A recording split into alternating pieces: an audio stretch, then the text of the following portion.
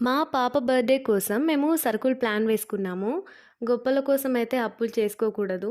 Function hall అని, photoshoot అని money waste చేసుకునేంత స్తోమత కూడా లేదనుకోండి. మా ఫ్యామిలీస్ నుంచి మేజర్‌గా ఫైనాన్షియల్ సపోర్ట్ అయితే లేదు. హైపర్ మార్ట్‌కి వెళ్ళాము పాపతో పాటుగా. 6000 రూపీస్‌లో కావాల్సినవి కొనాలి అని ప్లాన్ వేశాము. Rice bag 1400, oil 500, room freshener 200, దాల్ పాపడ్ 200, సోయ్ చంక్స్ 100, పల్లి నువ్వులు కాజు 200, కేక్ 500, వెజిటేబుల్ అండ్ ఫ్రూట్ మిగతా సరుకులకి 1000 అని 3000 ప్లాన్ వేసాం. 1000 రూపీస్‌లోనే ముగ్గురము డ్రెసెస్ తీసుకోవాలి 3000లో అనుకున్నాము.